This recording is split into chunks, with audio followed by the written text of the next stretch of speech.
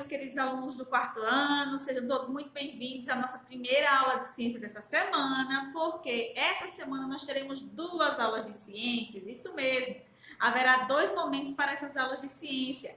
A tia Ju tinha dito anteriormente, na aula anterior, que a gente iria fazer, iniciarmos o livro 2, mas aí a gente preferiu essa semana estar finalizando esse conteúdo que ficou das fichas para não ficar nada pendente, tá certo?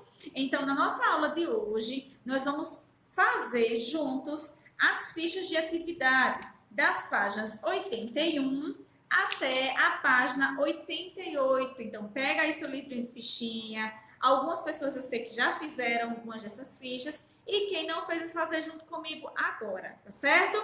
Então, vamos lá, estão preparados? Olha só, galerinha, na primeira questão dessa página, ele diz o seguinte, ó, observe a seguinte imagem que representa uma mistura e depois responda ao que se pede. Então, essa mistura aqui, que substância você acha que estão presentes nessa mistura? E aí? Vamos lá, vocês vão escrever aí o que é que vocês acham que pode ter. Será que tem água? Com certeza, né, gente? Parece ser um suco verde, não é? Então, vocês vão supor aí que tipo de substância está presente nessa mistura, tá certo? Alguma coisa verde, como couve, né? Ou outro vegetal que tem essa pigmentação verde. Então, pense aí e coloque, tá certo? Na letra B, ele pergunta: essa mistura é homogênea ou heterogênea?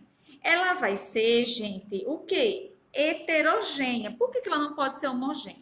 Porque vocês percebem que aqui dá para ver uns pedacinhos ainda de folhas, como se fosse ainda inteira. Então, ele não está totalmente homogêneo, tá certo? Homogêneo se ele tivesse tudo assim, ó, como está aqui essa parte de baixo. Mas ele não está. Então, é uma mistura heterogênea, tá certo? Letra C. Qual é o método mais adequado para separar essa mistura? Então, o método mais adequado para coar, por exemplo, um suco, para separar o bagaço, essas folhinhas que ainda tem aqui do líquido, é por meio da filtração, não é isso? Utilizando uma peneira ou um filtro. Já na segunda questão, ele diz o seguinte, ó, observe os quadros a seguir e pinte cada um deles com a cor correspondente às informações da legenda. Então, vamos primeiro aqui para o vermelho, que já está marcado com vermelho. Ele diz assim, ó, separação de mistura de substâncias que não se misturam. Então, da separação das misturas heterogêneas, qual é o melhor método para que a gente realize essa separação, gente? E aí, vocês sabem? Na verdade, é laranja, né, gente, essa cor, então deixa eu trocar aqui. Então, a laranja, separação de misturas que não, de substâncias que não se misturam aí, vai ser a decantação. Então, vocês vão pintar esse quadrinho aí de laranja com o nome decantação. No próximo, a gente tem aí a cor verde, separação de substâncias por meio de peneira ou filtro. Ó, filtro, filtração, correto? Depois, em seguida, a gente tem aí embaixo separação de substâncias por meio da ação do vento. Então, por meio da ação do vento, qual é o nome que eu dou? Ventilação, correto? E, por último, separação de substâncias utilizando a mão ou uma pinça, que eu vou chamar aí de catação. Como não tem a cor cinza, eu vou utilizar essa daqui, mas aí vocês pintam de cinza, tá certo? E agora nós vamos para a terceira questão, da página 82. Observe essa imagem aí, gente. Essa imagem aqui, ela é formada por uma mistura transparente? Ela forma uma mistura transparente? Não, não é, gente? Ela é formada uma mistura heterogênea? Então, ela é heterogênea? Sim, não é? Ela é heterogênea. A Terra fica na porção superior do copo? A Terra está aqui? Não, a Terra está aqui embaixo, não é? Então, não marca. A Terra fica na porção superior do copo? É formada por uma mistura homogênea? Não, ela é heterogênea. Então, só marca um X aí na letra B. Já na quarta questão, ele pede para que vocês marquem um X na resposta ou nas respostas corretas, pode haver mais que uma. Quais os métodos de separação poderiam ser usados para separar essa substância aqui de água e terra? Então, que método de separação eu utilizo aí nesse caso? Eu posso utilizar a filtração? Posso. Eu posso utilizar a decantação? Também posso. A decantação, gente, só para revisar, é quando a gente deixa um tempinho para que o sólido se deposite aqui no fundo e depois a gente escorre a parte líquida, tá? Eu utilizo a catação para separar isso aqui da água e areia. Não, né, gente? Não tem como. E a evaporação? Também posso. Se eu colocar essa mistura aqui para ferver, a água vai evaporar e vai ficar só o elemento sólido, que no caso é a areia, a terra, certo? Quinta questão. Essa imagem aí, gente, da quinta questão, ela está sendo. Ela representa o quê, na verdade? Está preparando o quê? O café, não é? Processo de preparação do café. E como é que ocorre esse processo? Primeiro, os grãos do café eles são secos, moídos, e depois passa-se água quente sobre esse pó para se extrair o líquido do café. E em seguida coa para que seja retirado o pó e fique só o líquido. Não é assim que a gente aprendeu? Tá tranquilo, né, gente, essa atividade? Observe as imagens e explique o que acontece com a água em cada situação. Então, nessa primeira imagem aí, gente, a água das fontes termais, que são as fontes de água quente, elas são muito quentes e evaporam quando entram em contato com o ar, que tem uma temperatura menor. Então, essa fumacinha, essa névoa aqui que a gente pode ver, ela é formada por gotículas de água que evaporam e ficam suspensas no ar e se condensam, tá certo? Lá nas nuvens. Escrevam a explicação aqui. Embaixo a gente tem outra imagem. É quando a temperatura diminui, a paisagem pode ficar encoberta. Então, o que é isso aí da segunda imagem, gente? Esses aí são casos em que o ar é úmido, com bastante vapor de água, e a temperatura cai.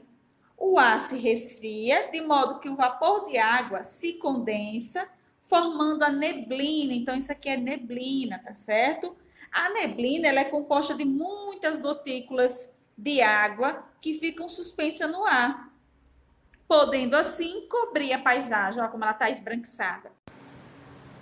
Aí, na segunda questão, a gente vai completar as frases com as palavras que estão no quadro. Então, prestem atenção. Ele diz o seguinte, ó, na natureza, a água é encontrada em diferentes estados físicos, que são sólido, gasoso e líquido. Nos rios, a água geralmente está no estado líquido. Na atmosfera, existe água no estado gasoso, não é isso? Os estados sólidos da água é encontrada nos picos de montanhas, muito alto, ou nos polos norte e sul. Terceira questão. O Monte Fuji é a montanha mais alta do arquipélago japonês. É um vulcão ativo, porém com baixo risco de erupção. Observe a imagem e responda. Então, ele pergunta aí na letra A, por que o cume do Monte Fuji é branco? Então, por que ele é branco assim, gente? O que é que tem nele? Neve, isso mesmo. Então, devido a quanto mais alto for, menor é a temperatura. Então, aqui é muito frio nessa região. Então, por isso que neva, tá certo? E na letra B ele pergunta, e por que aqui embaixo não tá com neve? Porque aqui embaixo a temperatura é maior, então tem que ser mais quente. Então, não forma-se neve aqui. E na letra C, ele pergunta quais estados físicos da água podem ser observados na imagem. A gente vê aqui a água no estado sólido e a água no estado líquido, não é isso, gente? Bem tranquila essa atividade. Na próxima ficha da página 85, ele pede para que você explique e indique o nome do fenômeno correspondente em cada uma dessas imagens. Então, nessa primeira imagem aqui, o que a gente vê? A gente vê uma roupa, não é? As roupas estendidas no varal, seca. Mas por que elas secam? Elas secam porque a roupa molhada ela é aquecida pelo sol e essa água ela evapora, deixando assim a roupa seca. Então, como é o nome desse processo? Evaporação, tá bom? Segunda imagem, água fervendo na panela. Então, quando a água ela é aquecida, ela passa do estado líquido para o estado gasoso e esse processo é chamado de vaporização, tá certo? E a próxima imagem, que são as águas do mar nas salinas, ela evapora essa água, ela evapora lentamente, tá certo? De modo que depois de algum tempo resta apenas o sal e a areia e outros tipos de resíduos. Segunda questão. Na imagem seguinte, é possível ver granizo no chão. Observe-a e responda as perguntas a seguir. Como é que ocorre a chuva de granizo, galerinha do quarto ano? Vocês estão lembrados daquele vídeo que a tia mostrou na sala? E aí, vamos lá revisar? Então, olha só, gente, preste atenção aqui, tá? Então, o granizo, ele se forma quando o vapor de água nas nuvens, ele encontra temperaturas extremamente baixas. Então, essa água evapora, fica lá nas nuvens. Só que lá em cima a temperatura está muito fria. Então, essa água, esse vapor de água, ele vai mudando do estado sólido e caindo depois na terra. Então, na letra B, ele diz assim, ó, cite 2 exemplos de prejuízo que isso pode causar. Então, os granizos, eles podem causar furos no telhado, eles podem danificar plantações, eles podem amassar os carros que estiverem na rua, ele cai em cima, tá certo? E já na terceira questão, ele pede para você marcar V ou F de acordo com algumas informações aí sobre as nuvens, não é? Então, primeiro, as nuvens são formadas por partículas de água na forma gasosa. É assim que as nuvens se formam, gente? Não, não é? Ela não é pela gasosa, não, tá? A água pode evaporar quando as temperaturas forem muito baixas, ó, muito baixa perto de gelo. Então, ela não evapora. A água evapora quando ela está em estado, aumenta a temperatura, na verdade. Quando está a temperatura alta, é que a água evapora. Então, aqui também é falso. E a terceira diz assim: quando o sol aquece a superfície dos rios e lagos, a água sofre o processo de evaporação. Isso é verdade, não é? Então, marca V. Na letra B, vocês vão reescrever essa afirmação e essa afirmação, de modo que as deixem verdadeiras. Então, primeiro, essa daqui. As nuvens, gente, elas são formadas por gotículas de água vindas do vapor de água da atmosfera, certo? E na B, ela é falsa porque a gente sabe que a água ela evapora quando as temperaturas forem altas e não quando forem baixas, certo? Vamos agora para a última fichinha que nós vamos fazer juntinhos hoje, da página 87. Olha só que imagem deliciosa, não é? Vamos observar essa imagem aqui do ovo frito e responder as perguntas, tá? A temperatura é um fator que altera os materiais. Isso a gente já viu, né? Que eleva aí as transformações reversíveis e irreversíveis. As transformações da matéria, tá certo? Lá do capítulo 2 que a gente viu. E isso pode ser bem observado quando os alimentos são cozidos. No caso dos ovos, explica o que ocorre com a aparência. Então, o ovo cru, o que é que muda na aparência do ovo cru para o ovo assim, frito, por exemplo? Então, o que é que muda na aparência? A cor, não é? Porque a clara aqui nessa parte branca, ela é transparente, então ela fica esbranquiçada, ela fica opaca, não é? E na consistência, letra B, a consistência, ele fica mais firme, não é? Então, no ovo cru a gente tem uma forma mais viscosa e no ovo cozido ou frito, a consistência dela é mais firme, mais resistente, não é isso? Aí, na segunda questão, também fala um pouquinho sobre as transformações da matéria. Ele vai mostrar 2 imagens. A imagem A e a imagem B. Então, eu quero que vocês me expliquem agora o que é que acontece com o ferro. Nas 2 imagens são ferro, tá? Então, o que é que acontece com o ferro aí na imagem A?